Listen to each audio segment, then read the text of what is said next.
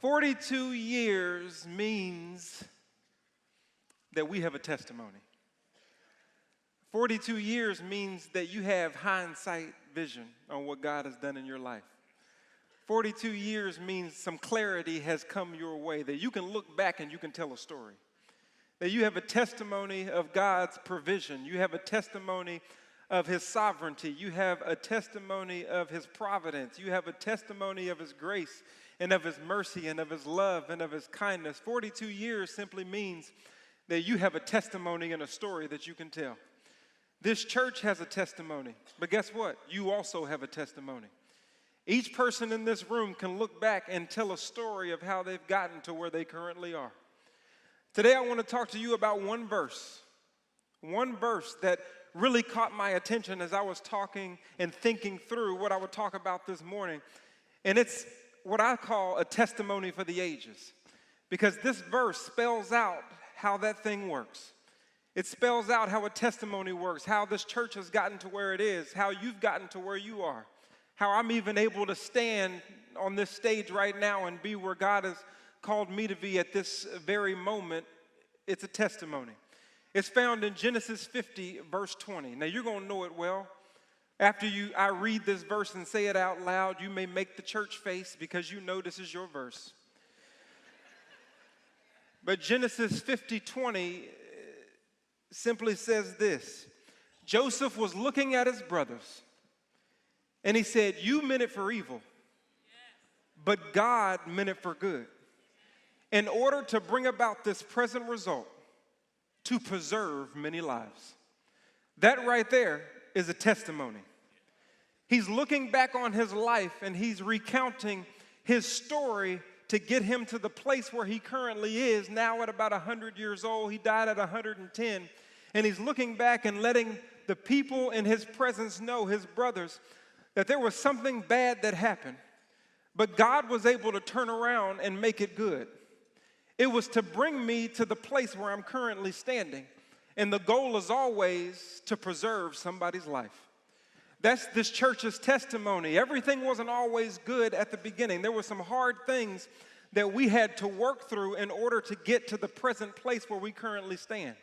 But even though we had some hard things, God took those hard things and made them good things, so that we can get to a pinnacle or a present result where He has us, and the goal is always to preserve somebody's life. That's how the testimony works. That's how your testimony works. That's how Joseph's testimony worked, and he's letting us know. He's giving us some of his 20/20 vision and some of his hindsight, so that some of us that may be in the hard part or the pit part or the dark part, the empty part, the part that's hard, give you a little bit of some of his vision so that you don't give up. Because there's going to be somebody in the future that's going to be counting on your testimony. The reason why you're sitting in this room is because early on when things are tough, the church didn't give up. And now there are many people who are benefiting on the church's testimony. The fact that we can stand here for 42 years. But Joseph lets you know that this testimony, it's an investment that God makes in your life. In other words, it starts in the red and moves its way to the black. Most people meet God and they want it to start in the black. No, when God makes an investment in your life because He has a place where He's trying to take you, He's going to make that investment and you'll find yourself starting in the red. But it's for the goal of that investment to take root so that you can move to the black. That's why you can't make the mistake and look at where somebody is currently and think that you know their story. You can't come to this church and sit down and see how big it is and all the land and all of the buildings and think that you know how we got here. A lot of people make assumptions when they look at other people and what they have or where they live and what they drive, and they start assuming things about them, but really the reality is you don't know them. You don't know what God took them through to get them to the place where they currently are. Because there were things that each person in this room has gone through to make it where you are or are going through in order to get to the place where God wants you to be. It's called a testimony, and Joseph spells out how this thing works. He said, you meant it for evil. It started bad, but God meant that thing for good in order to bring about this present result, in order to preserve somebody's life. He starts out by telling his brothers, you meant it for evil. You know what he was talking about. You know the story. I just want to survey it for a second. He's talking about Genesis 37. You see, Joseph was the man who had favor from his father. His father loved him and gave him a robe or a tunic, a vari-colored tunic that represented dominion and authority, that represented his calling, that represented the fact that he had been handed rights, firstborn rights, even though he wasn't the firstborn. So he had that external evidence of the father's favor that he was wearing. But not only did he have that, Joseph had a dream. He was a visionary. He had a dream of things that he was thinking about, how high up he would go and that his brothers would actually be bowing down to him. And so somebody didn't give his brothers the memo that favor ain't fair. Somebody didn't let his brothers know that everybody doesn't get portioned out the same. It doesn't work like that. Matthew 25 wasn't written then, so they didn't know about the talents and the 5 and the 2 and the 1. They didn't understand all of that, so they didn't get the memo that favor isn't fair. So when they saw that tunic and when they heard those dreams, they were jealous and they did not want Joseph to experience the calling on his life. So it says in Genesis 37, 23 and 24, that his brothers stripped him of his tunic, his vari-colored tunic, and then they threw him into the pit. And the pit was empty without any water in it. So here Joseph is going from having the father's favor to being stripped of the external evidence of the father's favor, then being thrown into a pit, and then being in a pit where he's not even getting the simplest of provisions, water, and feeling that it's empty. Here he is in the pit of his testimony. He's thinking and recounting Genesis 37 while he's at Genesis 50. 30 to 100 years old. And he's letting you know that this thing started bad. You know what my brothers tried to do? They tried to strip me of the father's favor. That there are people, well, you know it's bad when the people that you think you can tell your dream to are jealous of the very dream that you have. And people that you think will push you towards your dreams are the ones who want to strip you from your dreams. It's a sad reality when the people closest to you don't want to see your well-being because they didn't get the memo. That favor is just not fair. And so they stripped him of the external evidence of the father's favor on his life. But why did they do that? Because they couldn't strip him of his dream. That's internal. So because they couldn't reach into his brain and strip him of his dream, that's what they wanted. They decided to strip him of the evidence of his dream so that his external body would never make it to his dream. See, this is a tactic of the enemy. John 10:10, the enemy comes to steal, kill, and destroy. He's trying to take your testimony from you. And the way that he does that is to strip you of the external evidence of the Father's favor in your life so that you will feel like you have lost the Father's favor in your life. And if I can make you feel like you have lost the Father's favor, then I can make you operate as if you do not have the Father's favor. So what the brothers were doing is they were stripping him externally, but it was so that they can get an internal result, get him into a pit where he can't move.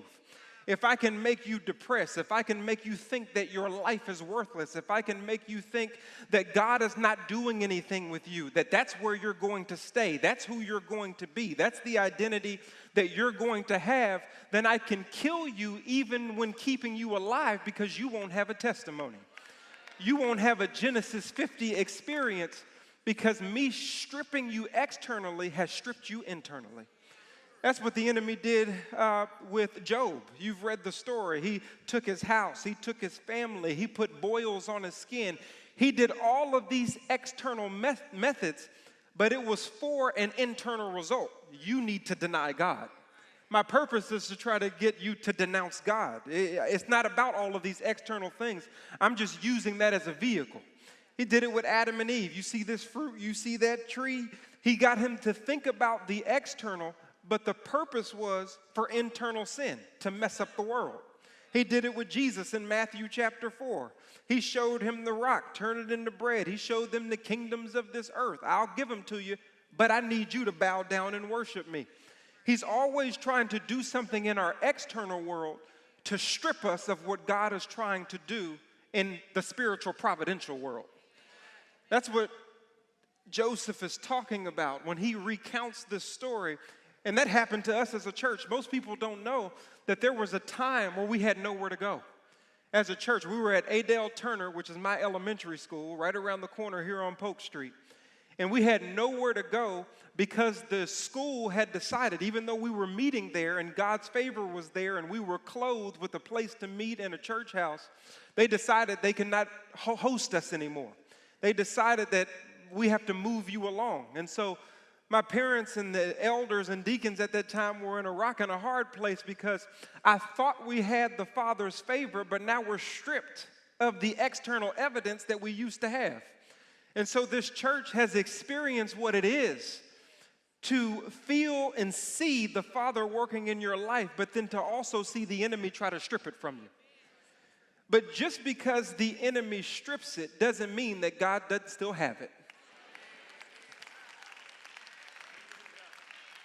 Just because you lose, because the enemy does this, just because you lose the external evidence of the Father's favor doesn't mean you don't still have the internal providence of what God is doing. We have to have clarity of vision, and Genesis 50 gives us clarity of vision based on this testimony. That God has a testimony for your life. He has a purpose for your life. It is not random. You are not here just to sit, soak, and sour in a random, mundane way of living. He can't create the universe and create a self-sustaining world based on the water from Antarctica when it melts and goes down so that we can have vegetation, so that we can still breathe and have all of these things that are working in unison like your body, but then create you for a random purpose. It doesn't work like that. God has a purpose for your life. If he didn't, you wouldn't be sitting in here. But what the enemy wants you to do is think otherwise when he puts you in that pit. Oh, I'm not going to make it. I'm not really sure that I'm not going to get there. I don't really know if God has my back. I feel forgotten. This isn't for me. I see what everybody else is doing, but my vision is fuzzy because I don't see what God is doing in my life. That is a tactic of the enemy to ruin your Genesis 50 experience. That God is trying to do something, and Joseph is letting us know how this thing works. My mom can tell you of how she worked in the sweat factory for years at the beginning. We call it that because it was our garage. And in the garage, there's not no air conditioning up in there. It's hot. But she was trying to help Tony Evans get to where he was trying to go. And so she would call my sisters into the sweat factory so that they could put tapes in the envelopes. Tapes, not CDs, not MP3s. Tapes in the envelope to mail all over the country, national and international. They used to do that from their garage. She can tell you the story. So don't think just because this house looks like this now that it didn't start with some pit experiences. This palace is just a result of the pit experiences. This palace is just a result of the testimony of going through Genesis 37 to get to Genesis 50. That's what he did. He threw them into a pit that was empty and it was waterless. And if the truth be told, there are people in the room that are feeling empty.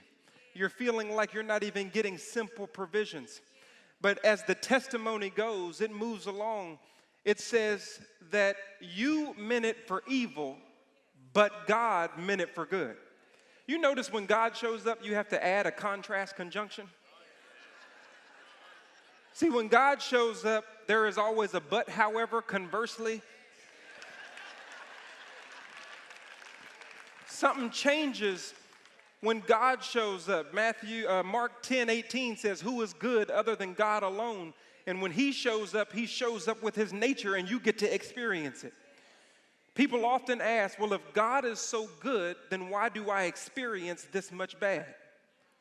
Well, because when you experience the bad, that's what illuminates that he's so good. If everything was always good, you'd be confused on where the good is coming from. And he wants to make sure you're not confused when you get to your Genesis 50 testimony. He wants to make sure you know where this thing is coming from. I don't know if you've ever been to a superhero movie and the movie didn't have no villain or no problem. Well, that's a dumb movie. Nobody want to watch no superhero movie where he just flying around just because he got power. He needs to be able to fix something in order to throw on a super to his hero. And the reason why we know we serve a superhero, because we standing at 42 years, is because there was some problems that he redirected. It said that you meant it for evil, but God meant it for good. In other words, we're talking about the same Genesis 37 experience, but God changed the meaning of the same experience. Because we're talking about the same thing, but God is a meaning changer. He comes into the problem and he changes your testimony from a problem to a praise. You're talking about the same thing in your testimony. This is what happened, but let me tell you how God turned that thing around. Because what God does is he steps into those scenarios that you thought you would have never gotten out of, and he pulls you out of them because of who he is, not because of who you are, but it's because of who he is, so that when you give your testimony in your Genesis 50 experience, he is not excluded. Let me show you how he did that for Joseph. Joseph was stripped in chapter 37. But in chapter 41, you see 41 verses 42, starting there, you see that Pharaoh takes off his signet ring and gives it to Joseph, puts it on his hand. Then Pharaoh clothes Joseph with a royal robe. Then Pharaoh puts a necklace around his neck. Now, the necklace, the royal robe, and the ring mean that you share the authority of Pharaoh. It says that when you come through, everybody's going to bow their knee. Because Joseph had dreams that got him stripped, but he also had dreams that got him equipped. Don't you know that God will allow you to endure a stripping? But it's only because he's trying to position you for a future equipping. Understand that when you are down to nothing, it's only because God is up to something. You realize nobody can really strip you of what God has for you. But God will allow you to be stripped so that he can have you before he gives you what he has. We got to understand that what you're going through is for a testimony. Somebody's life is going to be preserved by your story. So you can't give up, because we're being preserved by this testimony. If my parents were to stop because they were stripped of Adele Turner, we wouldn't be in here right now preserving people's lives. The testimony has to start in the red, but it's only so God can move you to the black and you can say, it wasn't me, he did it. As I recount that story in my dad's story in Adele Turner, because I didn't finish it, we got stripped, and I remember him telling me that he went in to talk to a former linebacker of the Dallas Cowboys named Bob Brunick. Bob Brunick was in there, and I don't know what my dad was doing, but I could probably guess. Don't have anywhere to go. Bob Brunick plays for the Cowboys. Maybe it was to get a check. Because he'll talk about some giving. Now, make sure we got lights. And so he was in there talking to Bob Brunick. They're great friends. So probably just explaining to him that I had God's favor, and now we're stripped of a place to go. And so the church was homeless for a little while. And so he was explaining that to Bob Brunick in his office. But then some random guy walked past the room. And he walked past the room, and then he backed up and stood in the doorway. So no, my dad is talking to Bob, but he's looking back over his shoulder like, who is this cat? Okay, so he's trying to figure out who this dude is, being nosy about our conversation. So he's starting to feel, when somebody's in your stuff, you start to kind of feel some kind of way about why are you standing there? Keep on moving. And then the guy who's standing there gets comfortable on the doorway and crosses his leg. So now he's giving him a hint that I ain't going nowhere. I'm going to stay here and watch and listen to what's going on. Then that dude comes and sits down next to my dad. So now Tony Evans got smoke coming out of his ears and fire coming out of his nose because he's trying to explain to Bob Brunick what's going on with the church. Then the dudes start asking questions. And so now my dad is giving him short answers. Yes, no, why are you here? In his mind, he just, yes, okay, well, we're trying to do this. So the guy is probing him for answers and giving him questions. And he tells him, well, there's this little chapel that we have right down the street. We're looking at it. We've been talking to the people about it, but we just don't have the money for it. So we're trying to figure out what we're going to do. And that's when the guy asked the question. He said, well, how much does it cost? And my dad said, in his brain, what's it to you? Why are you here? My dad told him, he said, well, it's $200,000. Then that man pulls out his checkbook and he opens it up. Now the countenance on my father's face just changes. All of a sudden now he's popping his suit and he's answering questions. Well, my overall vision is to have all of the land. And he started doing his sermon kicks. He started stepping around because he's trying to figure out what's about to happen up in here. But that man, he wrote a check for $200,000 and handed it to my father, then got up out of that seat that used to be a nuisance and went back to that hallway and just walked right off. This church has a testimony. God will allow you to be stripped, but it's only so that he can show up and do some equipping up in here, so that you can talk about the goodness of God, so that you can see how you got from point A to your point B. Don't forget, you didn't get here because of your 2 feet. You got here because of his mercy and his grace. You got here because of where he's taking you. That he has a testimony. He's telling his brothers, you meant it for evil, but don't worry, it's okay, because God meant this thing for good. And the last time I checked, when he cast that check, it went through. Because when God comes through, his stuff don't bounce.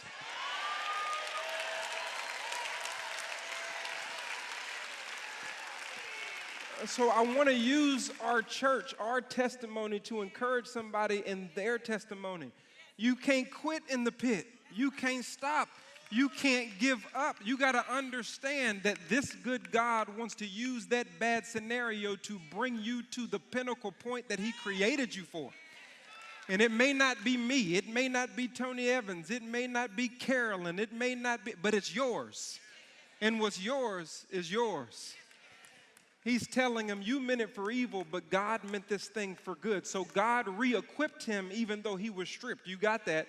But I want to show you how else God took that same scenario to turn it and make it good. It says that the pit, Genesis 37, it says, verse 24, it says that the pit was empty without any water in it. Now, I was thinking to myself, now why in the world, sometimes you have to read the Bible and then step back and think a little bit. Why in the world would the author go into so much trouble to tell you the nature of the pit? It's good enough that he got stripped and he in there. Why are you telling me that it's empty and it has no water in it? So I prayed about that for about 3 days. What is the correlation between Joseph having to experience not just a stripping, not just a pit, but also a pit that's also empty and doesn't have the provision of water in it? Then the Spirit threw it up into my mind and said, this is how it works. God will always prepare you for how he's about to use you. If you see in chapter 41, he's giving Pharaoh answers to his dreams that there is a famine coming. Pharaoh puts him in charge over a famine. A famine means you have people who are experiencing emptiness, no food, and who are experiencing no water. So what God will allow you to do is experience the purpose of what he's going to do when he puts you in the palace. Because he doesn't just want you to have the information. When you preserve somebody's life, you need to be able to sympathize with their weaknesses. So he has Joseph in a pit that's empty and waterless because I need you to be able to sympathize with some people who are about to be empty and waterless. When I reclothe you, I need you to know what to do. You can't, if somebody's experiencing sexual abuse, well, that's nice that you can talk to me from a book, but I want to know that you feel my pain. If somebody's experiencing a falling out of the family or a divorce, well, it's nice that you may be even the pastor, but let me talk to somebody that's experienced what I'm going through. There's a way that God wants to use you, and you can always get the identifier by how he's going to use you by keeping your eyes open in the pit. God will always give you evidence in your struggle. See, most people are thinking about the struggle, but they don't have their eyes open to the evidence. If you have your eyes open to the evidence, then even though you're in the pit, you know what God is going to do later. You know that he's going to use it. That's why people are passionate about things they previously experienced. Have you ever noticed that your passion to help somebody comes from the very thing you used to struggle with? God uses that and turns it upside down so that you can have a testimony to preserve somebody's life. Realize this is not just about you. Okay, we like to correlate scriptures, from the New Testament. I can correlate scriptures. You got Romans 8:28. God will work all things out for good for those who love God and are called according to his. See, we jump over pews and we swinging from the rafters on the first part. But he works it out for good because of his purposes. He's thinking about whose life he needs you to preserve. He's thinking about the outworking of his kingdom. A lot of people sit in the pit for an extended amount of time because they want God to change things for their own Christian narcissism.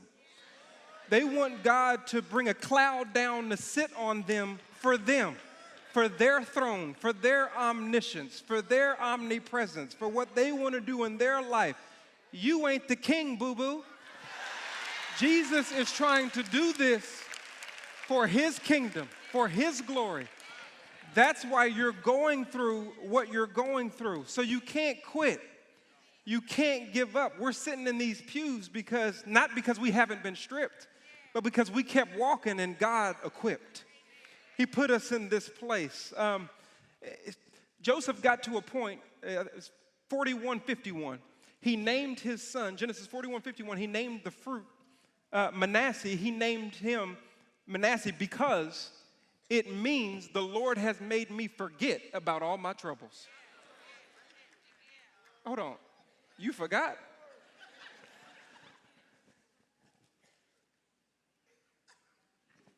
So you don't remember what you went through? No, he remembers, because in Genesis 50, he said, you meant it for evil. So it's not that he forgot. It's not that his cognitive capacity has failed. It's just that where he is so plush. Where God has taken him from is so good that where he's been no longer controls him where he is. So even the fruit that comes from me has to get named based on where I am. I didn't name him Pain. I named him Manasseh, which means I don't even remember that stuff. My mom could tell you, I told you about the sweat factory. But when I asked her about the sweat factory, she would always call my sisters in there to help. And, they'd be like, oh, here we go, it's hot. You get frustrated when it's hot, So they're in there trying to help my mom out in the sweat factory. And when I asked her about those days, I said, man, I know that was rough because I wasn't there. I got the best position in the house, baby of the family. All of that rough stuff is over. It's just party, sleep, have fun, bring me something to drink. I'm having fun. But they had it hard. But when I asked her about it, she said, yeah, that was tough. But now we got a ministry that just pumps that stuff out. But now we're on 1,000 stations in over 130 countries. But now I'm not in the sweat factory anymore. I'm in this air-conditioned building that we purchased that pumps out the ministry of Tony Evans. But now I've been the executive director for a national and international ministry for 30 years. But now, because when God shows up, he makes you forget a little bit. You got a little bit of amnesia when it comes to what's going on in your life. Not because you forgot, but because he's just that good. My wife, our first child, for all of you pregnant ladies in the room right now, this won't be your story. But our first child, sweet Kelsey, here she is down there not looking at me. Now I know why God used me, why my dad used me in illustrations all the time, easy pickings.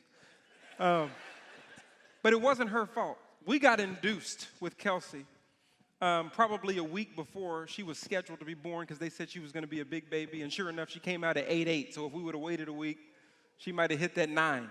Okay? Our two sons were 9'5" and 9'1". So we ain't playing no games. But we went in, and they laid down, and they gave her medication. We know now that she doesn't need medication to have babies because her labors are quick. Our last child, from the start of her labor to the delivery, was an hour and a half. I mean, she, shoo. It's like a bullet.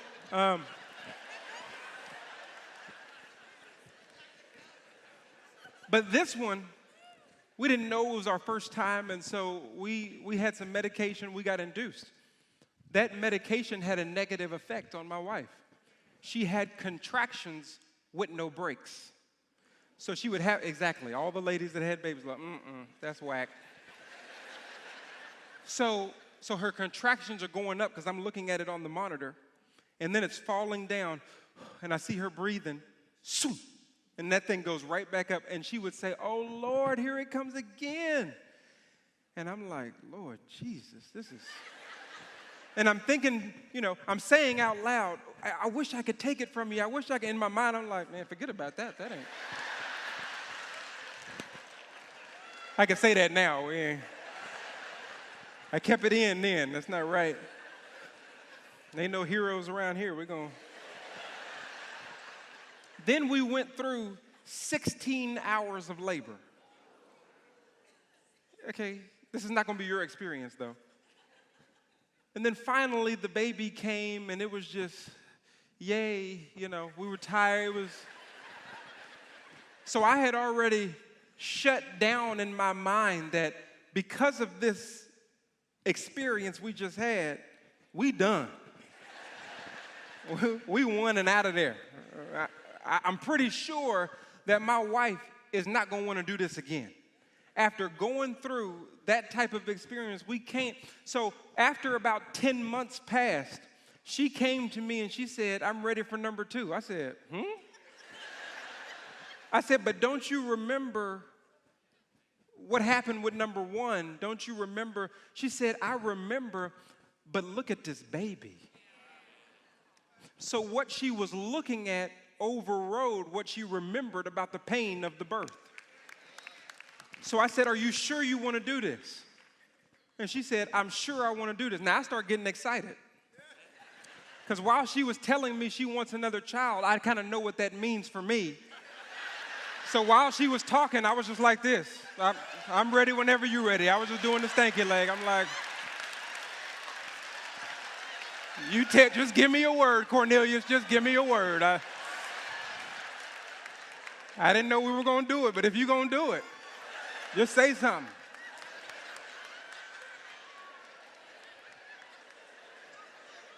Was that funny, y'all? It was the baby. See, when God delivers what he's going to deliver in your life, you'll look at that baby and say, "Oh, it was worth it. Let's do this thing again." There is a testimony. And he said, "It was so good that I can't even remember my troubles in my father's household." That God is trying to do something in your life. He's trying to birth something and produce something and bring fruit about, but you can't quit. You can't throw in the towel in the middle of your testimony, or the stripping from the enemy would have won. that he's taken you down, and you never lost the Father's favor just because you lost a little bit of physical evidence. Physical evidence doesn't override God's spiritual providence. So never get it twisted as you're walking through this life that I got to keep going, because somebody's life is going to be preserved based on my testimony. Let me tell you a story about my testimony just for a second.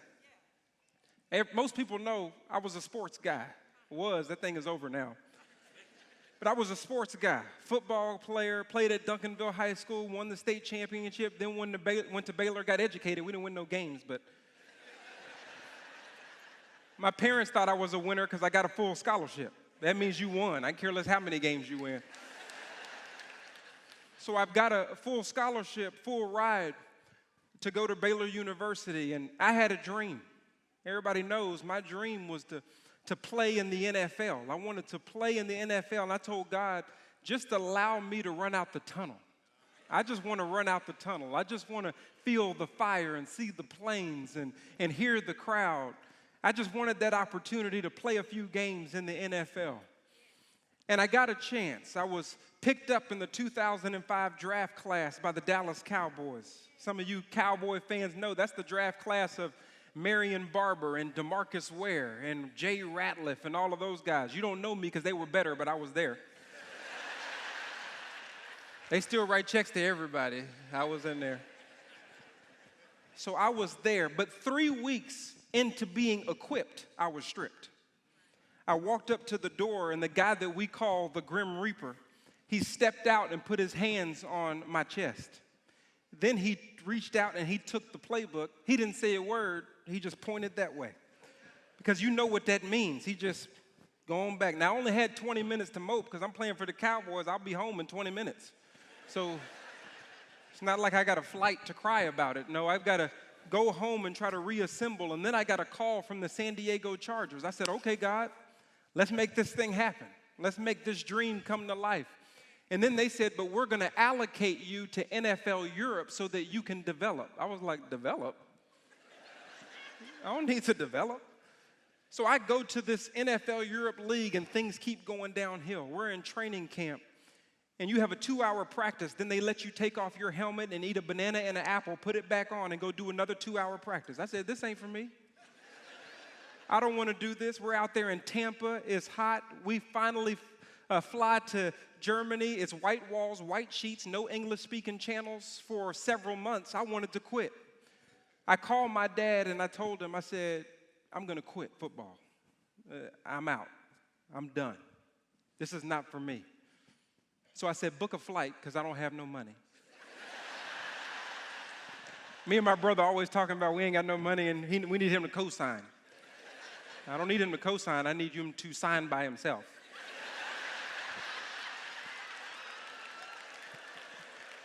I need you to book this ticket so I can get home because this is not for me. I can't handle this stripping that I'm going through. My favor, it seems like it's been lost or gone. I need to go home. So he said, are you sure, son? I said, I'm really sure. Book the ticket. He booked the ticket. I go sit in the coach's office and tell him I'm going home. He said, well, we really don't want you to go home because you're a good player. I said, literally, I don't care what you want. It's Jonathan Evans talking. I care less what you want because I was frustrated, and I'm 22 years old, 23 years old. I'm going home right now. And he said, well, you can't go home right now because you haven't done your exit physicals. You can do your exit physical tomorrow night because that's a liability. You let a player go home before he does his exit physicals, they can come back and say I was hurt on the job and try to get paid that way. So I called my dad and said, I can't go home till tomorrow night. My dad said, don't you think it's interesting? I said, oh, Lord, here goes this philosopher. That you couldn't leave when you wanted to leave? He said, so I want you to do something for me. I want you to go out to one more practice, and I want you to ask God if he wants you there, in spite of whether you think you want to be there. So I went back out to that practice, and I kid you not, in the practice, I was crying. You know when you're really crying because you can't control your neck?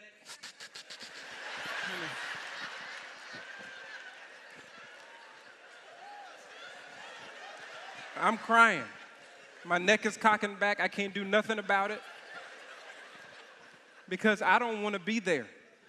This is a pit for me. It's a pit experience, but I ask God, if you want me to be here, then you're going to have to give me a peace that surpasses all understanding. And I kid you not, the next time I put my hand in the dirt,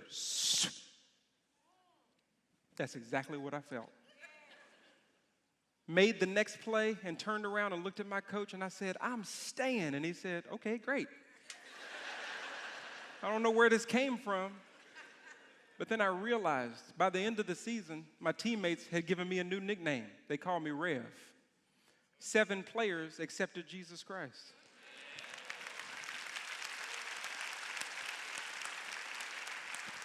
So now I know the business transaction that has to take place to get on the field in the NFL. Oh, so all I got to do is pray for people and lead people to Jesus. Now you're going to let me run out the tunnel, right?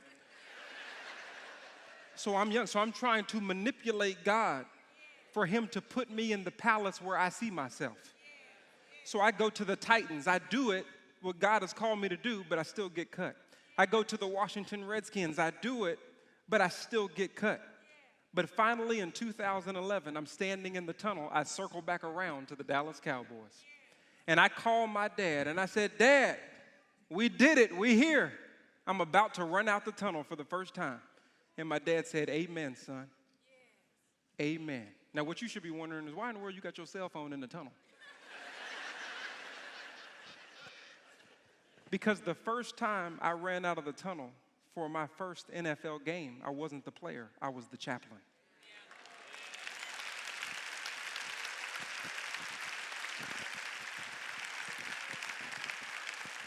Because God has a plan for your testimony.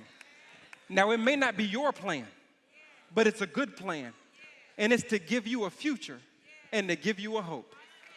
You have a testimony in the room. What I came here to say this morning is the church has a testimony, but it's to preserve somebody's life. You have a testimony, but it's to preserve somebody's life. Don't think it's about you lest you end up like a fruit that's eating itself, rotten. You've been placed here to preserve somebody's life by the blood of the Lamb and the word of your testimony. Jesus Christ has a testimony. The reason why we have a testimony is because he has a testimony. He was rejected by the people who he came to save. But he lived a perfect life. He experienced death, and then he rose to be with the Father. And the only reason why you can be grateful in your testimony is because of his testimony. The only reason why we can celebrate a Jackie Robinson anniversary of 42 years is like, you remember Jackie Robinson, he would go into the stadiums where he was rejected, but he would still hit home runs. Jesus stepped up to the plate over 2,000 years ago.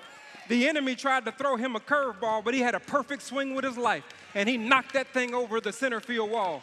He ran around first base of his humanity, second base of death and rejection, third base of resurrection, but then he came home to be seated at by the right hand of the Father, and we can celebrate our testimony because of the home run that he hit. We can get excited about our testimony because he gave us a good at-bat. We can be excited about who we are because of who he is. And I'm excited about our testimony as a church because Jesus knocked that thing over the center field wall and the crowd goes wild because Jesus made that thing happen. Because he has a testimony, we have a testimony, and you have a testimony. Tell your story, live your story, because it will preserve somebody's life. Somebody ought to praise him, because that's why we have a testimony in the room.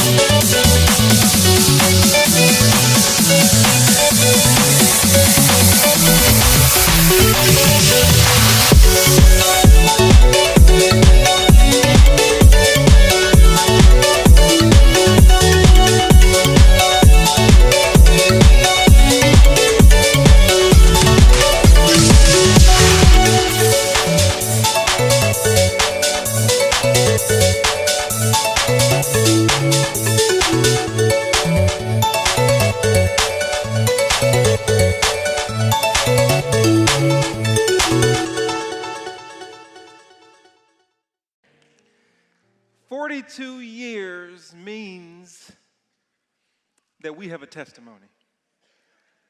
42 years means that you have hindsight vision on what God has done in your life.